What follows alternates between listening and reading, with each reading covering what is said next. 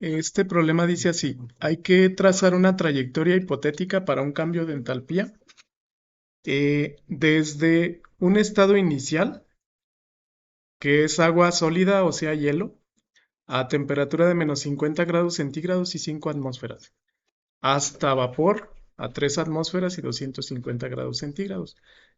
En este caso, bueno, la ruta se va a trazar desde el estado inicial que se define hasta el estado final.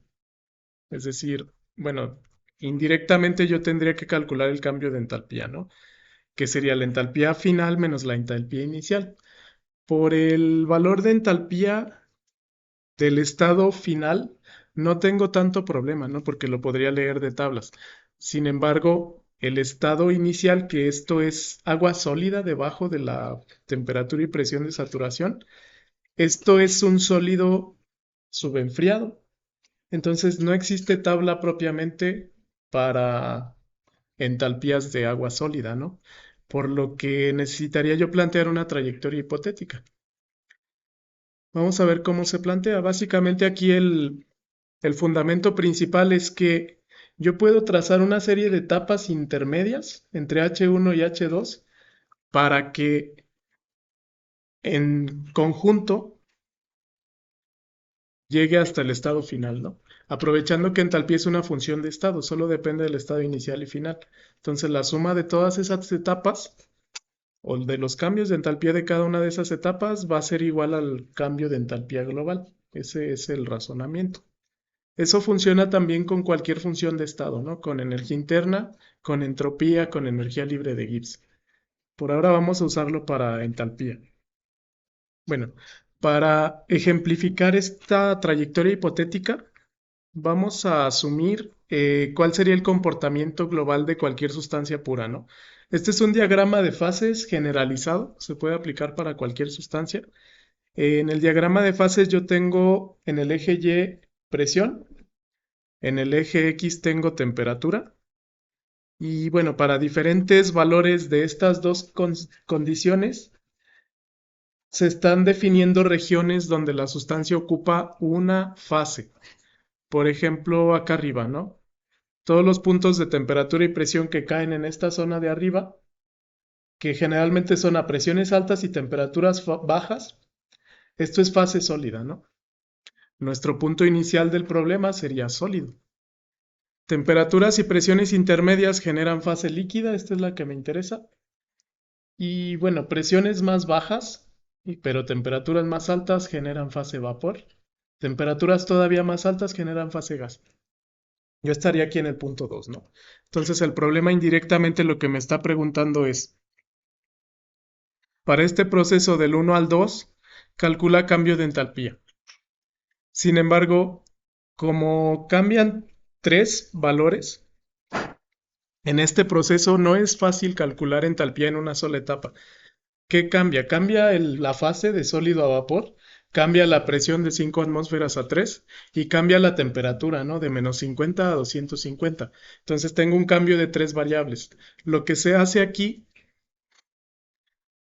es establecer rutas hipotéticas cambiando solo una variable a la vez, porque es relativamente fácil calcular entalpías cuando cambia solo una variable. Ahora, ¿qué podría cambiar? Podría mantener presión, por ejemplo, y que una de mis etapas sea, lo voy a poner de otro color, digamos aquí, ¿no? Si ahí yo mantengo presión constante, si yo digo que esto es las 5 atmósferas que les estoy diciendo, en el punto 2 aquí yo tengo 3 atmósferas, no está a escala, y bueno, esas condiciones no necesariamente son las mismas fases, pero lo pongo para ejemplificarlo. Aquí abajo a la T1 yo tendría -50 grados centígrados. Aquí en el punto 2 yo tendría, les dije 250 grados centígrados, ¿no? Entonces lo primero que puedo hacer es cambiar temperatura manteniendo la misma presión, ¿no? Yo me voy a la derecha. Luego llego a la línea verde. ¿Qué es la línea verde? Recordando los conceptos de termodinámica, es la línea que separa la fase sólida de la fase líquida. Esa se llama línea de saturación. De hecho, en ese punto es cuando cambia la fase. la fase cambia a temperatura y presión constante. Bueno, yo luego me podría mover hacia abajo hasta llegar a la otra. Ahí me estoy moviendo a temperatura constante, ¿no? ¿Qué temperatura tengo aquí? Básicamente es la presión de saturación y temperatura de saturación correspondiente al cambio de fase de sólido a líquido, ¿no? Esto se llama fusión. Entonces luego cambio la fase, esa sería una segunda etapa. Ya que tengo agua en estado líquido, yo lo llevo ahora a temperatura constante aquí, ¿no? Que sería el punto de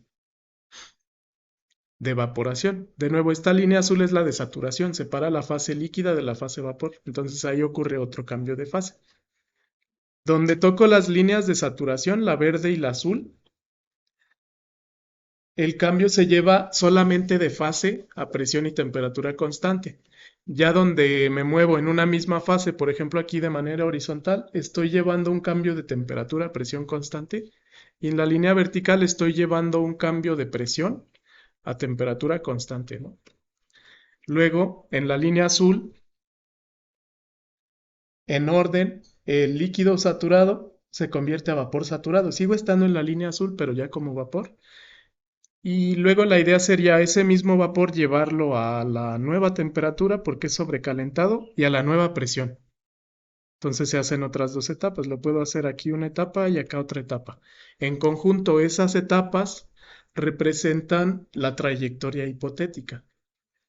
Entonces la suma de todas las entalpías o de todos los cambios de entalpía de cada una de esas etapas me debe dar el cambio de entalpía aquí de rojo, ¿no? Yo lo generalicé. Aquí está en el diagrama de fases. En esta imagen que les comparto, se encuentra generalizado para cualquier sustancia. Por ejemplo, si yo empiezo como un sólido comprimido, aquí, bueno, digamos yo empiezo aquí, ¿no? Y quiero llegar a vapor sobrecalentado acá. La primera etapa sería, llevo el sólido comprimido a sólido saturado. Esta sería etapa 1, ¿no? Y bueno, acá arriba, el cambio de entalpía solamente se da o por temperatura o por presión, pero solo cambia una manteniendo la otra constante. ¿Qué pasa cuando el sólido se satura? Bueno, acá arriba sí hubo cambio de temperatura o presión. Luego que el sólido se satura, entramos al cambio de fase, ¿no? El cambio de fase ocurre a presión y temperatura constantes, que son la presión de saturación y temperatura de saturación, pero de la fusión. Esta fusión se denomina así porque es el cambio de fase sólida a fase líquida, ¿no? Y ocurre gradualmente. Todo el sólido saturado, si yo lo tuviera en un recipiente, se va convirtiendo literalmente molécula a molécula en líquido. Pasa una etapa donde coexisten ambos. Puede ser que tenga más sólido que más líquido, igual acá. El cambio de fase ocurre cuando todo el sólido se convirtió en líquido. Ahí ocurre y finaliza el cambio de fase, ¿no? Esa es propiamente otra segunda etapa que lo voy a poner ahí. Aquí. Ese es el cambio de fase. Luego, ya tengo aquí líquido saturado. El líquido saturado lo tengo que llevar a este otro punto, que es el punto donde tengo nuevamente líquido saturado, pero saturado con el vapor. El primer líquido saturado está saturado con el sólido. Aquí tengo mezcla sólido-líquido, en el siguiente tengo mezcla líquido-vapor. Ahora, después de esta parte, exactamente lo mismo, ocurre el cambio de fase, pero aquí ocurre la evaporación. Líquido gradualmente se va convirtiendo al vapor. Cuando todo el líquido saturado se convirtió en vapor saturado, mantienen la misma temperatura y presión constantes. Esto sería la presión de saturación y la temperatura de evaporación. Anteriormente yo tendría la presión de saturación y la temperatura de fusión. Entonces ahí es otra etapa, ¿no? Aquí le voy a llamar, la verde era etapa 3, esta va a ser 4. Y voy ahí.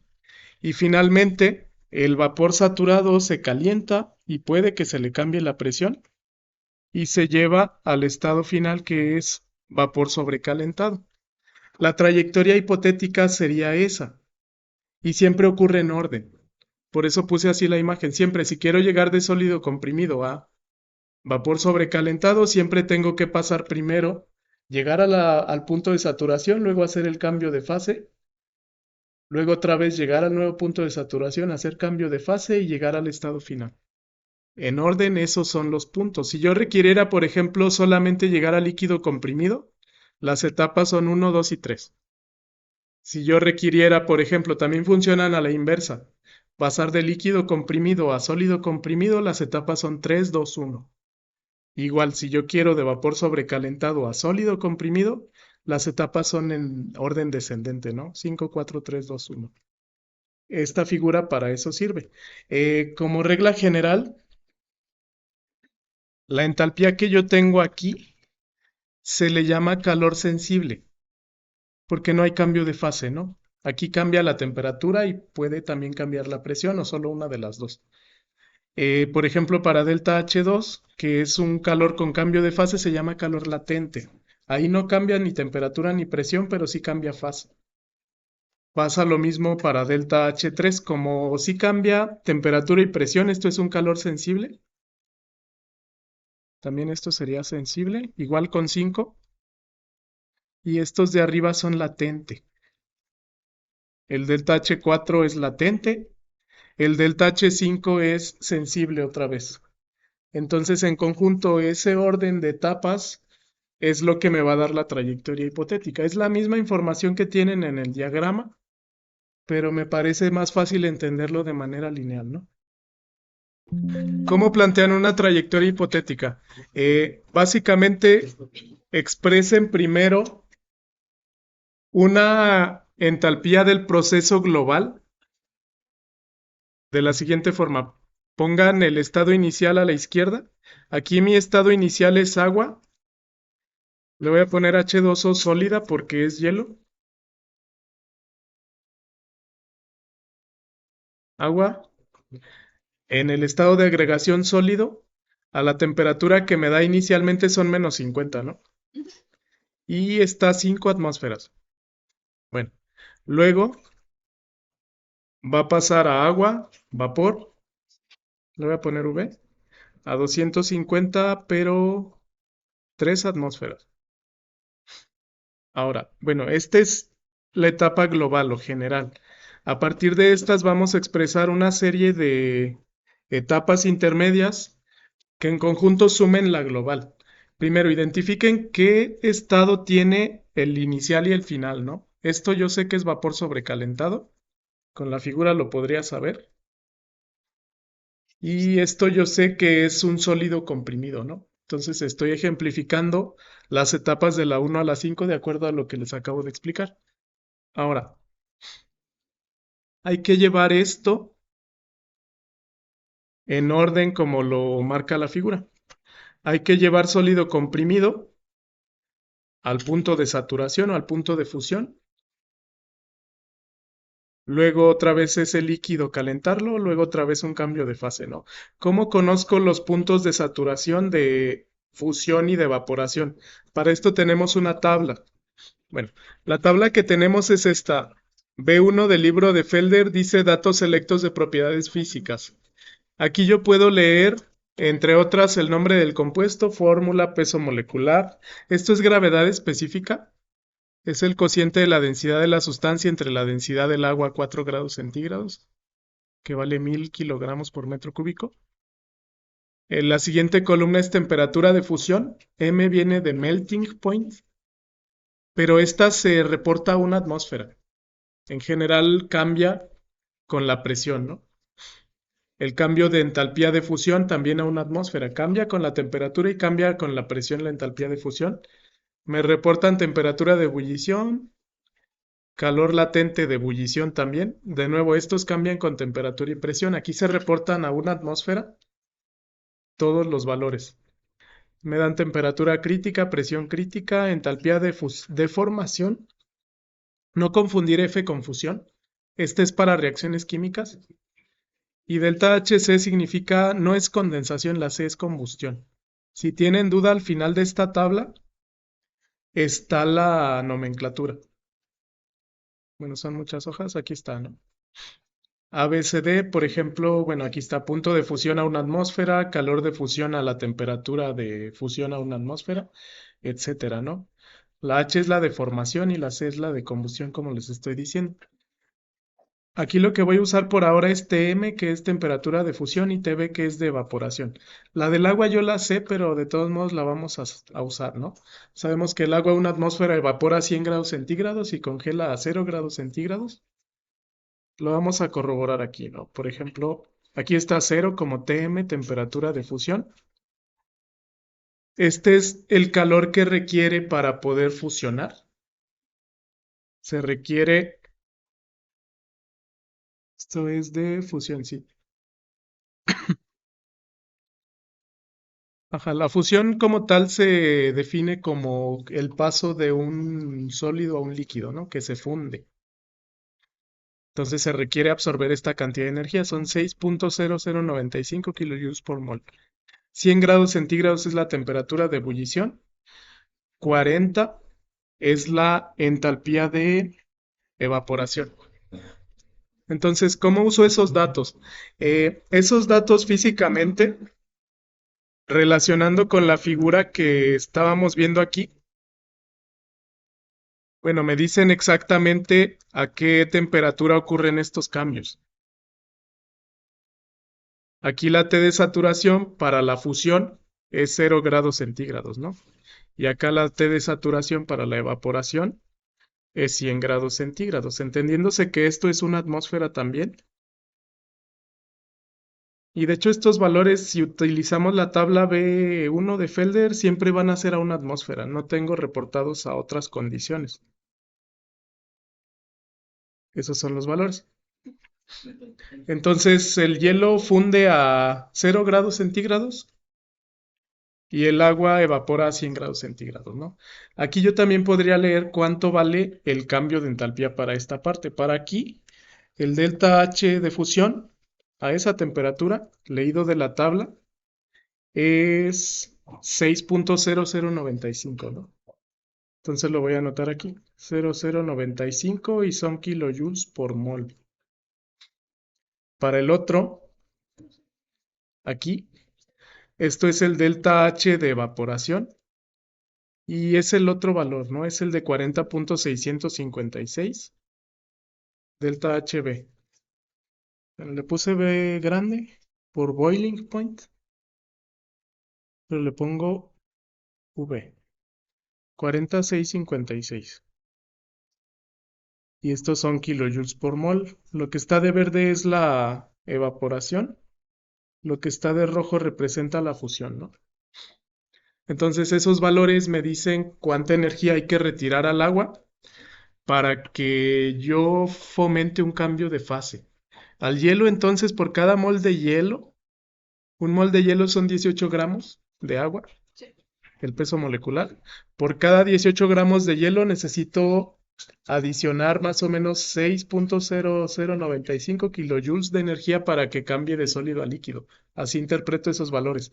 También para la siguiente parte, para 18 gramos de agua líquida, o sea, un mol de agua líquida, yo necesito agregar 40.656 kilojoules de energía para pasar de líquido a vapor a temperatura constante y a estas condiciones que yo tengo definidas, ¿no?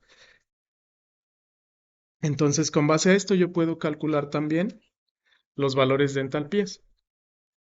Entonces, vamos a retomar la construcción de la trayectoria hipotética. Retomando la trayectoria hipotética, yo tendría que ir entonces a una trayectoria previa, que sería ir al punto de saturación, ¿no?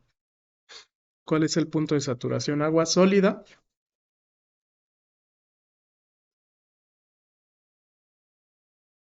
Primero voy a cambiar presión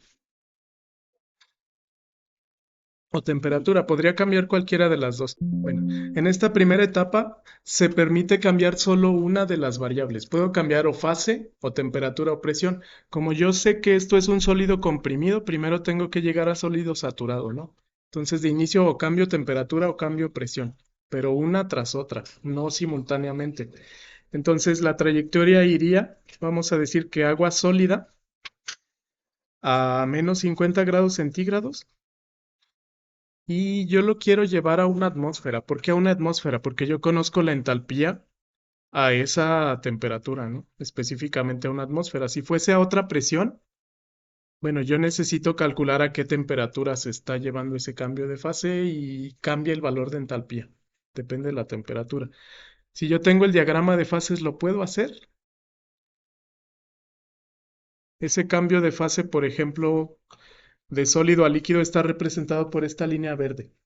Esa es la línea de saturación sólido-líquido. Si yo me muevo a través de cualquier valor de presión, bueno, la temperatura de saturación queda fija porque es la que cae en esa línea verde.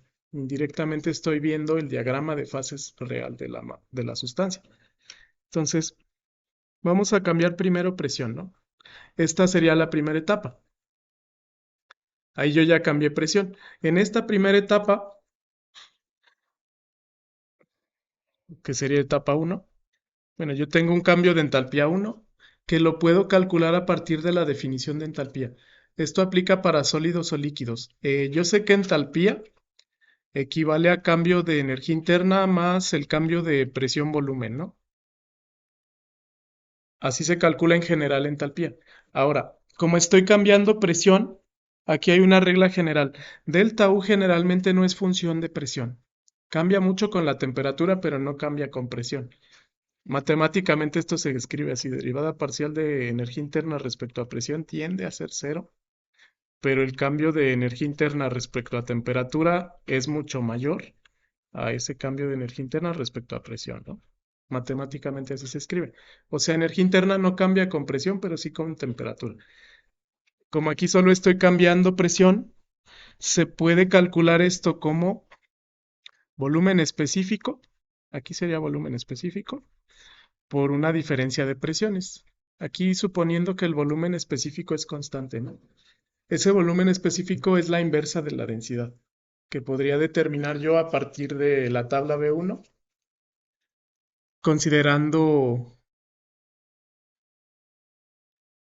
bueno, considerando la gravedad específica. Entonces, esa es la entalpía de la primera etapa, sería volumen específico que leo de tabla por P2 menos P1, ¿no? O sea, por 1 menos 5. Ya tengo la primera etapa. Para la siguiente etapa hacemos algo similar. Vamos a cambiar ahora, lo voy a poner así. Como ya cambié presión, voy a cambiar ahora temperatura, ¿no? Yo quiero llegar a sólido saturado a 0 grados centígrados y una atmósfera porque a esas condiciones yo conozco el cambio de entalpía o el calor latente. Entonces, en otra etapa yo cambio la temperatura. Podrían haber invertido etapa uno y 2, no importa. Finalmente sumadas me da lo mismo, ¿no? Son conmutativas. Delta H2 sería ahora, esto es un cambio de entalpía con la temperatura a presión constante. Esto se hace, como ustedes ya lo han hecho, con la integral de T1 a T2, que sería de, si quieren le ponemos los números, menos 50 a 0 del Cp del sólido, el Cp del hielo, por diferencial temperatura, ¿no? Hasta ahora no he cambiado fase. Luego llevo al punto de saturación. Hasta ahora en la figura, el paso uno se separó en dos, porque cambié temperatura y cambié presión. Entonces hay que hacer ahora un cambio de fase. Voy a retomar. El cambio de fase ahora se toma a las mismas condiciones de temperatura y presión, pero sí cambia la fase, ¿no? El sólido va a cambiar a líquido. A eso le voy a llamar yo etapa 3. Y este cambio de entalpía número 3 directamente es el calor latente de fusión, ¿no? Sólido a líquido es el proceso que se llama fusión. Respetando la notación de la tabla B1, le voy a llamar a la fusión M, melting point, que bueno, directamente es este 6.0095, ¿no? Ese dato directamente yo lo sumaría como H3. Ahí no tengo que hacer ningún cálculo, lo leo de tabla y lo sumo. Ahora, ¿qué me falta? Me faltan todavía varias etapas porque voy en líquido Salud. Voy en líquido saturado con el sólido y necesito llegar a vapor sobrecalentado. Me faltan todas las etapas que comentamos. O sea, estoy aquí finalizando la etapa que aquí nombré 2. Me falta la etapa 3, me falta la etapa 4 y la etapa 5. Entonces, bueno, vamos a continuar. Lo que voy a hacer aquí es ir a otro cambio de fase. Voy a poner así.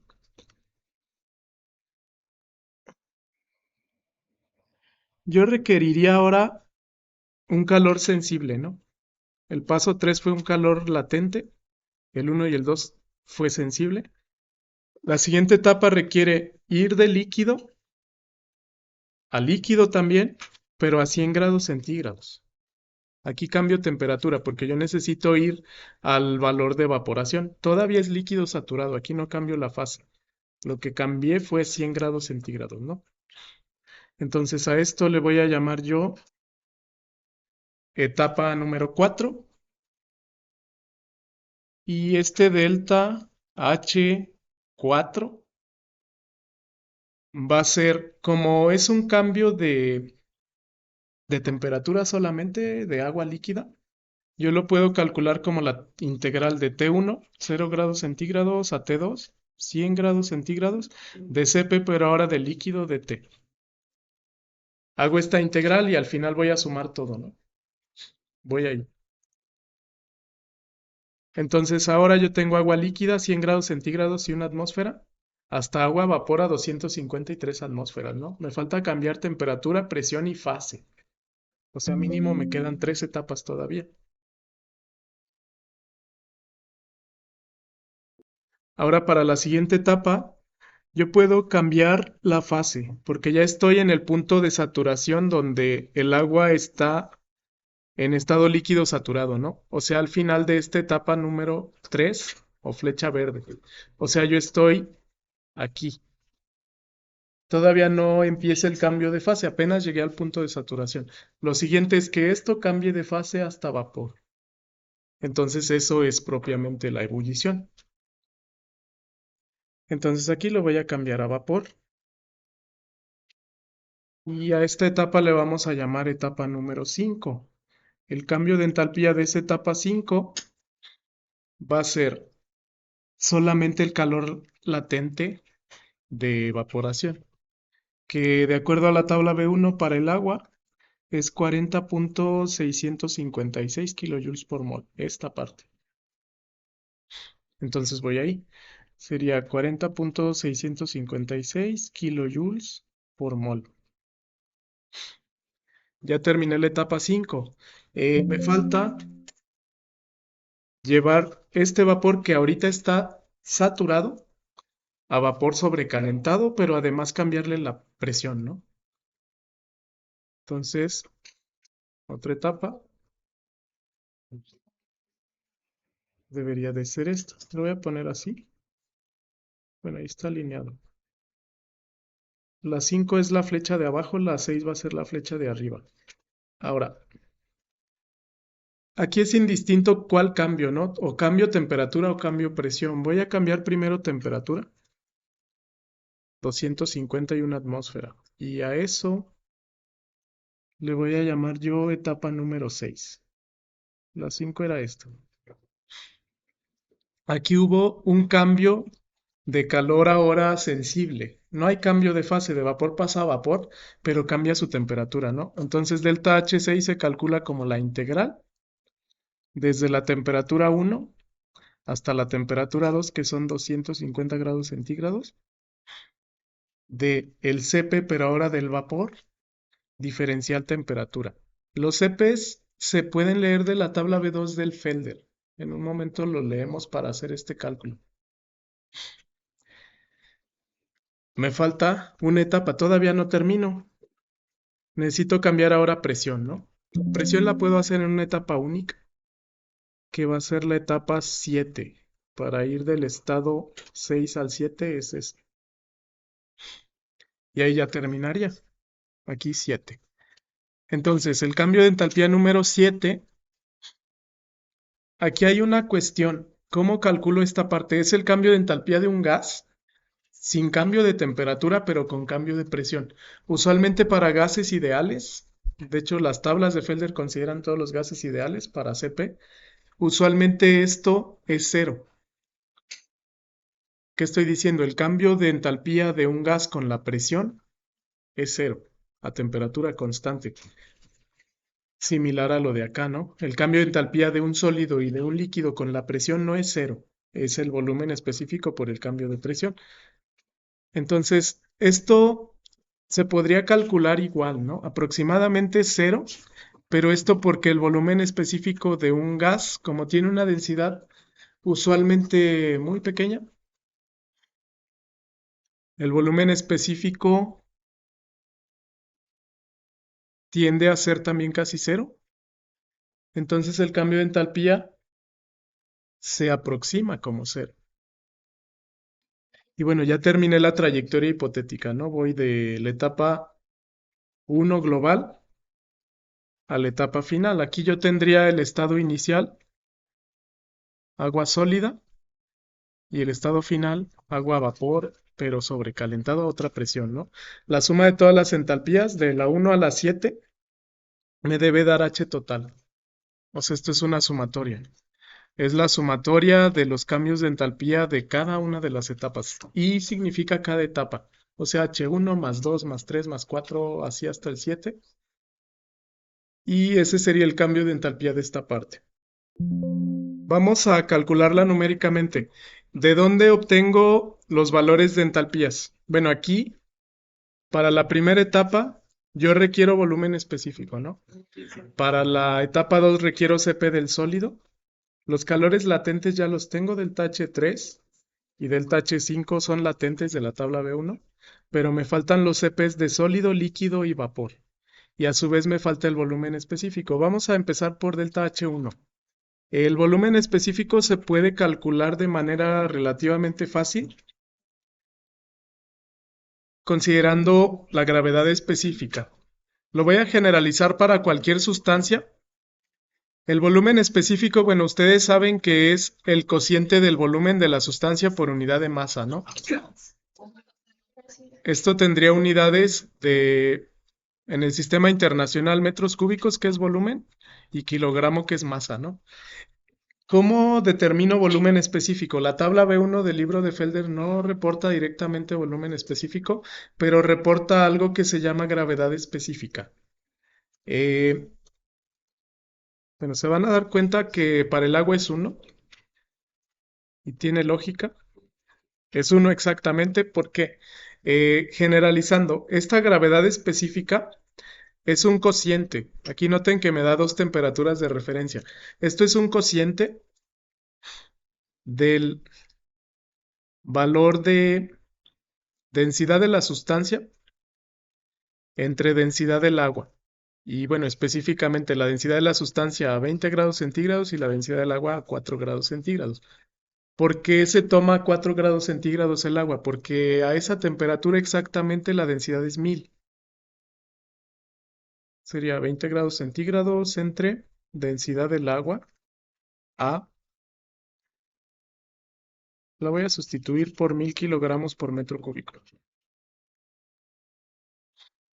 Por ejemplo, si me dice que la gravedad específica del agua líquida es 1, bueno, significa que la densidad del agua a 20 grados centígrados aproximadamente es casi lo mismo, 1000 kilogramos por metro cúbico, ¿no? Bueno, aquí no toma la variación de densidad con temperatura, ¿no? Prácticamente se considera constante, por eso a cualquier temperatura un líquido tiene una densidad más o menos similar. Sin embargo, requiero la densidad del hielo. En la tabla B1 no se reporta. Vamos a tomar gravedad específica del agua sólida, o sea, del hielo, como 917 kilogramos por metro cúbico. Bueno, más bien 0.917 si estoy hablando de gravedad específica. Y densidad del hielo o agua sólida es 917 kilogramos por metro cúbico.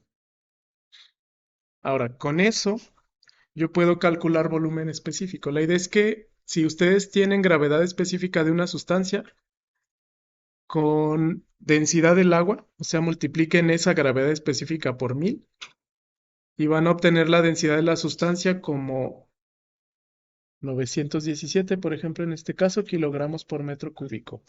Con este dato yo puedo calcular ya directamente el cambio de entalpía, ¿no? Noten que densidad es la inversa de volumen específico, ¿no? Densidad se entiende que es masa entre volumen. Entonces la inversa de esto da volumen específico. Entonces, si yo tengo que el delta H1 va a ser volumen específico por cambio de presión, aquí yo tengo que calcular volumen específico es 917 kilogramos por metro cúbico a la menos 1, ¿no? Voy a sustituir ahí volumen específico como 1 entre densidad. Y entonces me queda delta de presión entre densidad. En nuestro sistema el cambio de presión era 1 menos 5, ¿no? Presión 2 menos presión 1. Queda presión 2 menos presión 1 entre densidad. Presión 2 es 1 atmósfera. Presión 1 es 5 atmósferas entre densidad. Densidad es 917 kilogramos por metro cúbico, ¿no? Noten que aquí yo tendría que obtener entalpía en kilojoules por kilogramo, por lo que no puedo usar directamente presión en atmósferas. Lo más recomendable es transformen todo a unidades del sistema internacional, o sea, esto de arriba a pascales, o si quieren a kilopascales, para obtener esto en kilojoules por mol. Bueno, ¿cuál es la conversión? Una atmósfera. Esta es la conversión. Una atmósfera son 101.325 kilopascal. Entonces, 101.325 kilopascales, ¿no? Ahí elimino atmósferas. Si hacen el análisis dimensional, ¿qué les debe de dar? Arriba kilopascal y abajo kilogramo por metro cúbico, ¿no? Esto si lo separan, me queda kilopascal metro cúbico por kilogramo. ¿Qué es kilopascal metro cúbico? Es kilojoule. Lo pueden separar, ¿no? Yo sé que kilopascal es kilonewton por metro cuadrado. Esto por metro cúbico entre kilogramo. Entonces ahí se elimina el cubo. Kilonewton metro es kilojoule. Entonces, con esas unidades debo obtener entalpía en kilojoule por kilogramo. Entonces sería delta H 1 igual. Y con eso calculo el valor, ¿no? Bueno, aquí lo obtengo en kilojoules por kilogramo, punto 442. Si lo quiero convertir a kilojoules por mol, podemos utilizar como factor de conversión el peso molecular del hielo. Sigue siendo 18 gramos por mol. Y esto yo lo puedo expresar como 18 gramos por mol. Sí, gracias. Ajá. Esto da negativo porque es 1 menos 5, ¿no? Y entonces aquí me faltaría dividir entre 1000, ¿no? Porque 1000 gramos es 1 kilogramo. O sea, ese valor entre punto 0,18. Esto nos dio pequeño. El valor de delta H1 ronda menos 7.96 por 10 a la menos 3. Y bueno, estos son kilojoules por mol. Tiende a ser casi cero. Aún así lo vamos a considerar, ¿no? Bueno, esto porque la densidad del hielo es menor que la del agua, ¿no? Esto es un caso especial. No todos las sustancias tienen un sólido menos denso que el líquido, solo el agua. Si esto fuese un metal, la densidad del metal sólido es mayor o mucho mayor que la densidad del metal líquido. Esto pasa solo para el agua. Bueno, y tiene que ver con un acomodo molecular. Lo demás sería determinar CPs, ¿no? el CP del sólido, del líquido y del vapor. Entonces, ¿de dónde obtengo esos valores? Si ustedes van a la tabla B2, voy a ir aquí. La tabla B2 del libro de Felder también tiene valores de polinomios de CP de muchas sustancias. Si yo busco agua, por ejemplo, esta, bueno, tiene dos reportados, el estado líquido y el estado gas o vapor. Me dice de qué forma es. El número 1 significa que es de la forma 1. Solo tomen aquí en cuenta que se reporta A por 10 a la 3. O sea, si yo quiero determinar el valor de A, hay que tomar esto por 10 a la menos 3. Y luego para el CP del líquido, tengo este valor, ¿no? Más bien el líquido es el de arriba, el del vapor es este de abajo. Noten que tiene A, B, C, D. Entonces yo tendría que realizar integraciones. Aquí no se reporta el CP del hielo, pero lo podemos investigar también de otras fuentes. Bueno, en esta calculadora entonces yo tomé los valores de la tabla B1. Tengo el CP del agua líquida como 0.0754. Esto está en kilojoules por kilogramo. No, vamos a corroborar. Deben ser kilojoules por mol, de acuerdo a la tabla. Sí, son kilojoules por mol, grado centígrado. Ok. Luego, el CP del agua a vapor es este polinomio. Ya se tomó A vale esto, más BT, más CT cuadrada, más DT cúbica, ¿no? El CP del hielo, aquí lo tengo en kilojoules por kilogramo Kelvin. Este valor, para ponerlo en kilojoules por mol Kelvin, lo vamos a multiplicar por un factor que incluye el peso molecular, ¿no? El factor debe ser 0.018 kilogramos por cada mol y ya me queda en kilojoule por mol. Entonces hay que multiplicar el valor que yo tengo ahí por 0.018. Bueno, lo debe ejecutar y me debe demostrar el valor. Es este, ¿no? 0.03762 kilojoules por mol. Ahora, basta con ir calculando las integrales. ¿Cómo se calculan? Bueno, básicamente hay que ir a la ruta hipotética. Si el CP del hielo no viene en la tabla, pero yo lo tomé de Google y lo convertí a moles. Sí, por clarificar el CP del vapor, yo lo tomé de aquí. D es menos 3.593 por 10 a la menos 12 y eso va por T cúbica. Luego C va por T cuadrada y así, ¿no? B por T y A solo. Solo que el programa lo ordena al revés. Lo ordena en orden descendente de los exponentes. Bueno, haciendo el cálculo así rápido, es H2 integral de menos 50 a 0 de CP del sólido dt, ¿no? Entonces yo voy a poner aquí H2 es la integral. Bueno, estoy usando una librería de esta calculadora que se llama SymPy, es de cálculo simbólico para hacer aquí mismo integrales, ¿no? Voy a integrar el CP del hielo, le llamé CPH, desde menos 50 hasta 0 con respecto a la temperatura. La integral de H2, bueno, les voy a ir comentando los resultados. H1 ya lo habíamos calculado, todos los valores de entalpías aquí de cada etapa están en kilojoules por mol. Esto ya lo calculamos. H2, de acuerdo a nuestra trayectoria hipotética, debe ser la integral de menos 50 a 0 del CP del sólido dt. Aquí ya lo puse como CP T2 menos T1.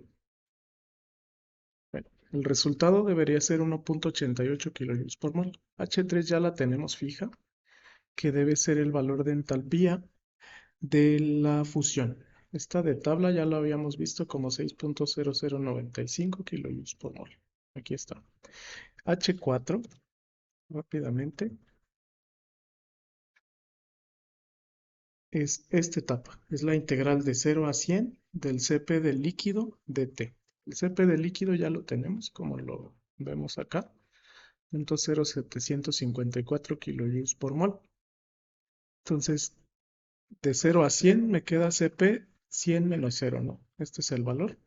H5 es la entalpía de evaporación, también de tabla B1. Y H6 es la integral con respecto a T de 100 a 250, que sería este valor.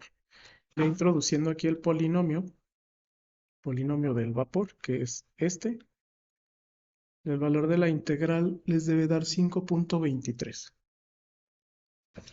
Ok, H6 representa el valor de la integral. De acuerdo a estos resultados, H7, que sería el último valor de la etapa hipotética, es 0. La suma de todas, H1 más 2, así hasta 7, nos da el valor de la entalpía total. Y entonces la suma de las entalpías de todas las etapas y el resultado debe ser 61.3 kilojoules por mol. Esto también representa la cantidad de energía que se requiere por mol para fundir hielo y convertirlo directamente a vapor sobrecalentado. Entonces, con esto queda resuelto el problema. Les comparto este archivo también. Con eso sería todo.